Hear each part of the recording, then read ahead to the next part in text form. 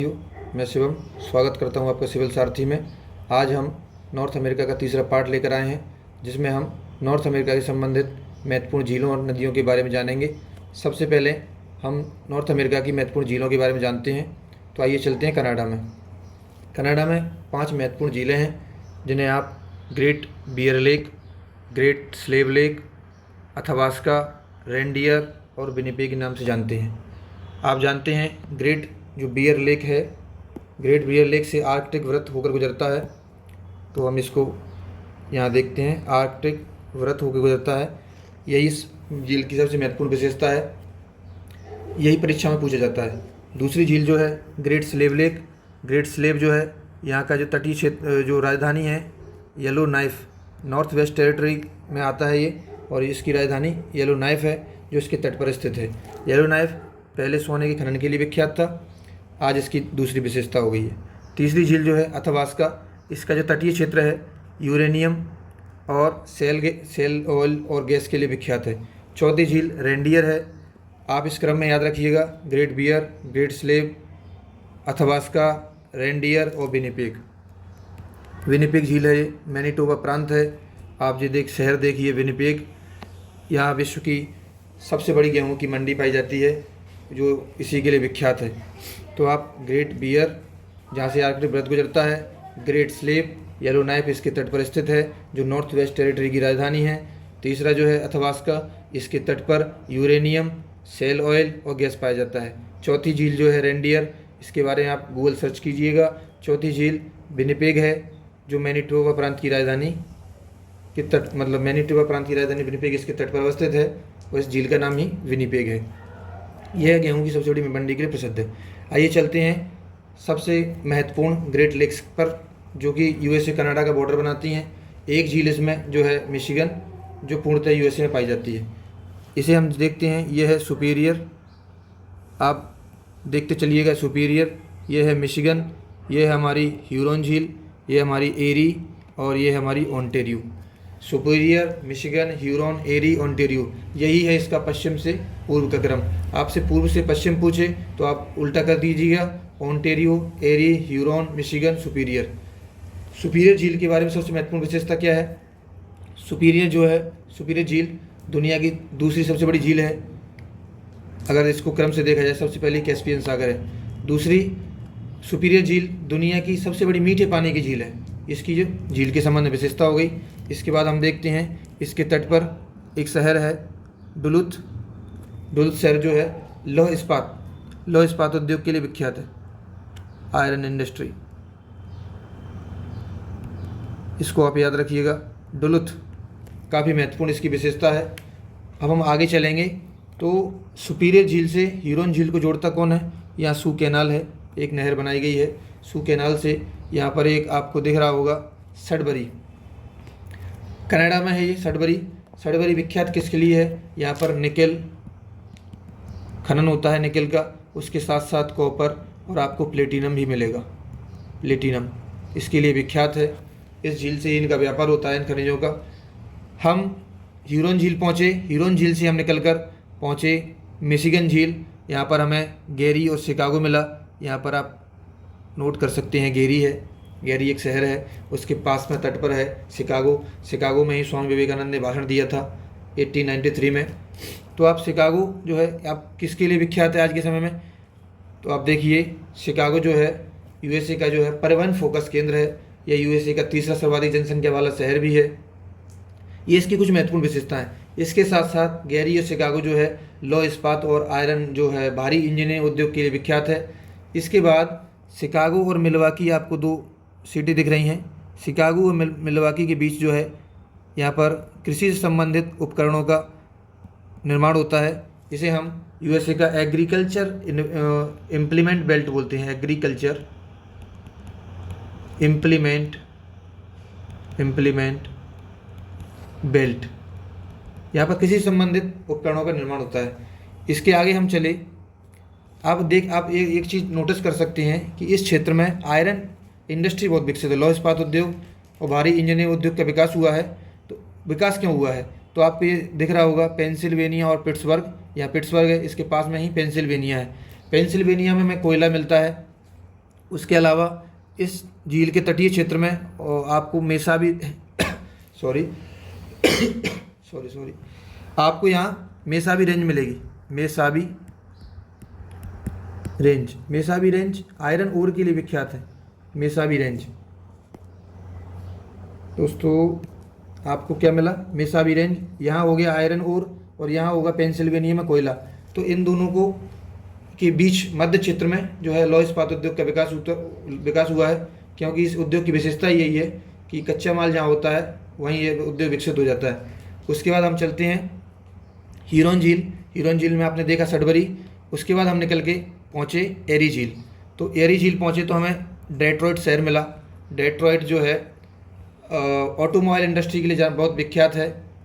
आप दुनिया में सुनते होंगे कि ये ब्रिटेन का डेट्रॉइट है, ये जापान का डेट्रॉइट है, तो यहीं से लिया जाता है। तो ये ऑटोमोबाइल इंडस्ट्री के लिए विख्यात है। उसके बाद हम आगे चलते हैं तो आपको एक शहर मिलेगा हैमिल्टन, जो कि कनाडा में है। आप ये देख सकते हैं हैमिल्टन। ये लौह इस्पात उद्योग के लिए विख्यात है। इसे हम कनाडा का बर्मिंघम भी कहते हैं। फिर हम आगे चले, ओंटारियो लेक पहुँचे। ओंटारियो लेक के तट पर जो है हमें टोरंटो मिला। ये कनाडा का सर्वाधिक जनसंख्या वाला शहर है। इसके बाद हम यहाँ पर देख सकते हैं ओटावा है, यह कनाडा की राजधानी है। और यहाँ ओंटारियो प्रांत है। ओंटारियो प्रांत में सर्वाधिक जनसंख्या वाला शहर कौन सा है? टोरंटो है। इसके बाद हम ओंटारियो झील से के तट पर हमें एक और सिटी विख्यात है यहाँ पर, किंगस्टन।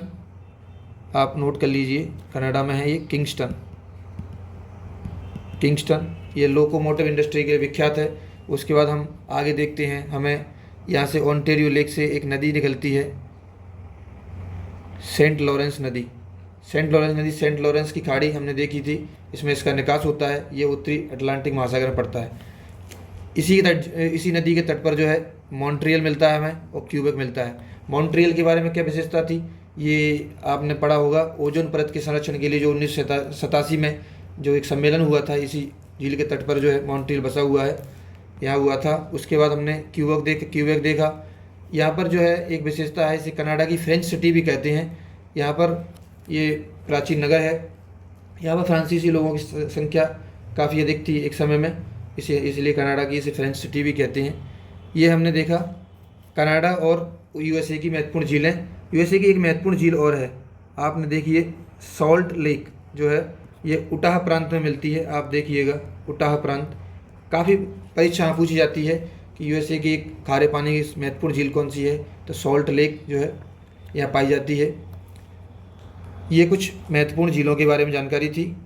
अब हम चलते हैं नदियों के बारे में जानेंगे। तो दोस्तों आइए जानते हैं उत्तरी अमेरिका की महत्वपूर्ण नदियों के बारे में। हम ज़्यादा तथ्यों को संग्रह करने का प्रयास नहीं करेंगे, जो कि परीक्षा की दृष्टि से महत्वपूर्ण है उन्हें ही जानेंगे। तो आपने देखा होगा, यहाँ हमने पढ़ा था मैकेंजी रेंज, आपने यहाँ पढ़ा था ब्रुक्स रेंज, यहाँ अलास्का, यहाँ पर मैकेंजी। इस मैकेंजी रेंज से एक नदी निकलती है यूकॉन पठार से होते हुए ये बेरिंग सागर में गिर जाती है, जो कि प्रशांत महासागर का हिस्सा है। तो मैंने एक टेलीविज़न यहाँ पर हमने देखा था यूकॉन पठार से होते हुए यूकॉन नदी निकलती है मैकेंजी रेंज से। तो टेलीग्राम पर हमारे चैनल पर एक क्वेश्चन डाला गया था कि कौन सा पठार जो है 3 पर्वत श्रृंखलाओं से घिरा हुआ है, तो यूकॉन का पठार उसका आंसर था। कई विद्यार्थियों ने उसका आंसर दिया और यहाँ से एक यूकॉन नदी निकली, आप इसको नोट कर लें, यूकॉन। उसके बाद हम देखते हैं दूसरी महत्वपूर्ण नदी। तो दूसरी महत्वपूर्ण नदी है मैकेंजी। ये ग्रेट बियर लेक थी हमारी, ये ग्रेट स्लेव है। तो ग्रेट स्लेव जो है यहाँ से निकलती है और इसका निकास होता है ब्यूफोर्ट। यहाँ पर हमने देखा था ब्यूफोर्ट सी। ये हमें आर्कटिक महासागर में मिला था, ये आर्कटिक महासागर है। तो ब्यूफोर्ट सी जो है इसमें इसका निकास होता है। तो इसके बारे में देखिए, ये कनाडा की सबसे लंबी नदी है मैकेंजी नदी। मैकेंजी रिवर है, ये ग्रेट स्लेव से निकलती है। तो इसके बारे में आप जानिए, परीक्षाओं में पूछा गया है। दूसरा, यहाँ पर हमें 2 नदियाँ मिलती हैं, चर्चिल और नेल्सन। आप इसको मार्क कर सकते हैं, महत्वपूर्ण नहीं है सॉरी। अगर एक और नदी महत्वपूर्ण है जो हमने कई बार देखी है, यहाँ से झील से निकलती है और ये ऐसे होते हुए सेंट लॉरेंस की खाड़ी में गिरती है, इसे हम सेंट लॉरेंस नदी बोलते हैं। इस नदी जो है हम विशेषता देखेंगे। मॉन्ट्रियल क्यूबेक हमने देखा था इसके तट पर। इस नदी के मुहाने के समीप जो है क्यूबेक हमने देखा। और इसकी जो विशेषता सबसे महत्वपूर्ण है, यह विश्व के सबसे व्यस्त अंतःस्थलीय जलमार्गों में से एक है। इस नदी के द्वारा परिवहन की सुविधा जो है उपलब्ध होने के कारण ही उत्तरी अमेरिका के ग्रेट लेक्स प्रदेश में उद्योगों का सर्वाधिक विकास हुआ है। तो ये सबसे महत्वपूर्ण नदी है जो हमें सेंट लॉरेंस नदी, सेंट लॉरेंस नदी। ये कुछ महत्वपूर्ण नदियाँ हो गई। इसके बाद जो है हम देखते हैं, आपने देखा था एपलेशियन पर्वत श्रृंखला पे चलते हैं। क्यूबेक से जिसका विस्तार था, क्यूबेक से आपको होते हुए बर्मिंघम था, इसका विस्तार बर्मिंघम तक था क्यूबेक से। तो यहाँ से कुछ नदियाँ निकलती हैं। ये नदियाँ जो है आपको ये शहर दिख रहे होंगे, Boston, New York, Philadelphia, Baltimore, Washington DC. यहाँ से इस पर्वत श्रृंखला जो है, यहाँ से जो नदियाँ निकलती हैं वो कई झरनों का निर्माण करती हैं। तो ये इसे बोलते हैं फॉल लाइन सिटी बोलते हैं इनको, क्योंकि यहाँ से इन झरनों को बड़ी खूबसूरत तरीके से देखा जा सकता है। ये फॉल लाइन सिटी हो गई, यहाँ पर कुछ झरनों का निर्माण होता है। तो महत्वपूर्ण नदियाँ देखते हैं। पहली नदी जो है, यहाँ से हडसन नदी निकलती है श्रृंखला से। हडसन नदी जो है, न्यूयॉर्क जो है इस नदी के तट पर बसा हुआ है। हडसन नदी के तट पर इसका निकास कहाँ होता है तो आप देख सकते हैं, अटलांटिक महासागर में है। और दूसरी नदी भी यहाँ पर पोटोमैक नदी। पोटोमैक नदी जो है, पोटोमैक नदी का निकास कहाँ होता है तो ये चेसापेके की खाड़ी में होता है। इस नदी के तट पर जो है यूएसए की राजधानी वाशिंगटन डीसी अवस्थित है। तो यहाँ दो नदियाँ महत्वपूर्ण हैं, हडसन और पोटोमैक। एक महत्वपूर्ण तथ्य यहाँ पर जानने के रह गया था, जो हमें झीलों के बारे में हमने पढ़ा। एरी और एंटोरी झील जो हमने देखा था, इसके मध्य में यहाँ पर नियाग्रा फॉल्स बनता है। नियाग्रा फॉल्स काफ़ी सुंदर जलप्रपात बनाता है, और आप इसके बारे में कुछ रोचक तथ्यों को भी जानेंगे। तो नियाग्रा फॉल्स यहाँ पर है। और ग्रेट लेक्स प्रदेश की सबसे छोटी झील कौन सी है तो आप देखिए, ओंटेरियो झील सबसे छोटी है, ओंटेरियो। और सबसे बड़ी कौन सी है, सुपीरियर झील। पूर्णतः स्थित अमेरिका में कौन सी है तो आप मिशिगन झील पूर्णतः अमेरिका में स्थित है। सॉल्ट लेक हमने देखा। उसके बाद हम नदियों में ही देखते हैं, मिसिसिपी और मिसौरी। ये जो है सेंट्रल जो है यूएसए उसमें पाई जाती हैं। हमारी मिसिसिपी नदी जो है सुपीरियर हाईलैंड से निकलती है। आप इसको देखेंगे, सुपीरियर हाईलैंड से यहाँ कहीं से इसका उद्भव होता है। और ये मिनियापोलिस, सेंट लुइस होते हुए न्यू ऑरलिन्स पहुँचती है, न्यू ऑरलिन्स। तो दोस्तों, मिसिसिपी नदी जो है बड़ी नदी है। यहाँ से इधर से भी एक नदी आती है, मिसौरी नदी आके यहाँ पर ये मिल जाती है सेंट लुइस के पास। मिनियापोलिस और एक और शहर है यहाँ पर, इसके तट पर बसा हुआ है। इसको आप रिकॉल करने का, यहाँ पर मैप में देखने का प्रयास कीजिए, इसमें दिया नहीं है। इसके बाद ये सेंट लुइस जो है इसके जंक्शन पर बसा हुआ है। ये मांस प्रसंस्करण उद्योग के लिए फेमस है, मांस प्रसंस्करण उद्योग के लिए फेमस है। इसका जो तटीय क्षेत्र है, न्यू ऑरलिन्स जो है, इस तटीय क्षेत्र में गन्ना और धान दो खेती होती है। तो इस तट पर निर्यात किस चीज़ का होगा तो आप जान सकते हैं, चीनी और चावल के निर्यात के लिए फेमस है न्यू ऑरलिन्स। इसका जो तटीय क्षेत्र है खनिज तेल के उत्पादन की दृष्टि से भी महत्वपूर्ण है, खनिज तेल के उत्पादन की दृष्टि से महत्वपूर्ण है। तो आप न्यू ऑरलिन्स ध्यान रखिएगा, सेंट लुइस याद रखिएगा। मिनियापोलिस के साथ एक नगर है, इसे आप कमेंट बॉक्स में बताइएगा कि कौन सा जो जुड़वा नगर है यहाँ पर, इन्हें आप देखिएगा। और ये हमारी मिसिसिपी नदी है, मिसिसिपी, और ये हमारी मिसौरी। तो ये दो नदियाँ हो गई। ये जो है यूएसए के लगभग 25 राज्यों से गुजरती है नदी। ये जो अफवाह क्षेत्र है इसका लगभग 25 राज्यों में है, तो आप इसको देखिएगा। आइए चलते हैं और एक और महत्वपूर्ण नदी के पास। यहाँ पर आपने देखा था, हमने महत्वपूर्ण रॉकी पर्वत श्रृंखला आपने देखी थी। तो ये यहाँ से इसका विस्तार था रॉकी पर्वत श्रृंखला का, और ये यहाँ तक था। और रॉकी पर्वत से ही एक नदी निकलती है, रियो ग्रांडे नदी। रियो ग्रांडे नदी जो है यूएसए और मेक्सिको की राजनीतिक सीमा बनाती है, और इसका निकास कहाँ होता है मेक्सिको की खाड़ी में, गल्फ ऑफ मेक्सिको, इसमें इसका निकास होता है। तो आप याद रखिएगा रियो ग्रैंडो रिवर। रियो ग्रैंडो रिवर परीक्षाओं में कई बार पूछी गई है कि यूएसए और मेक्सिको के बीच राजनीतिक सीमा कौन सी नदी बनाती है, तो रियो ग्रैंडो नदी बनाती है। इसके बाद हम यहाँ पर हमने देखा था, अब रॉकी पर्वत श्रृंखला हमने यहाँ से विस्तार देखा इसका। यहाँ पर था हमारा क्या, कोलोराडो का पठार। कोलोराडो का पठार था यहाँ पर, और कोलोराडो के पठार की जो है प्रवास क्षेत्र में हमें यहाँ पर डेजर्ट मिलता है, एक मोआवे डेजर्ट है। मोआवे डेजर्ट के पास यहाँ पर मेक्सिको में एक डेजर्ट भी है यहाँ पर, जिसे हम सोनोरन डेजर्ट बोलते हैं। ये परीक्षा में पूछा जाता है। सोनोरन मरुस्थल कहाँ है, तो मेक्सिको के पश्चिमी तट पर है, प्रशांत महासागर से लगा हुआ है। तो कोलोराडो का पठार देखा, कोलोराडो पठार से प्रवाहित होती है हमारी कोलोराडो नदी। कोलोराडो नदी प्रवाहित होती है, ये कहाँ गिरती है, तो कैलिफोर्निया की खाड़ी में गिरती है। इसी जो है ग्रैंड कैनियन ने अपनी विशेषता देखी थी, ग्रैंड कैनियन जो वी शेप से लेकर आगे चल के आई शेप बना, वी शेप को गर्ज बोलते हैं। और जब ये घाटी और गहरी हो जाती है, और गहरी होके आई शेप बना लेती है, तो इसे हम कैनियन बोलने लगते हैं, ग्रैंड कैनियन। सॉरी, ये यहाँ तक हो गया। रियो ग्रैंडो हो गई हमारी, कोलोराडो हो गई। उसके बाद यहाँ पर आप देखेंगे नदियाँ पाई जाती हैं, सैन जोaquin, सैक्रामेंटो। आप ये यहाँ पर सैक्रामेंटो नदी पाई जाती है, यहीं सैन जोaquin नदी पाई जाती है। यहाँ पर जो है वैंकूवर के तट पर जो कनाडा में एक नदी पाई जाती है, जिसे हम फ्रेजर नदी बोलते हैं। तो ये कुछ अधिक महत्वपूर्ण नहीं है नदियाँ, इनके बारे में आप थोड़ा थोड़ा जान लीजिएगा। तो सैक्रामेंटो, यहाँ पर एक कोलंबिया स्नैक जो हमने पठार पढ़ा था यहाँ पर, तो यहाँ पर एक कोलंबिया नदी पाई जाती है, ये पोर्टलैंड से होते हुए गिरती है।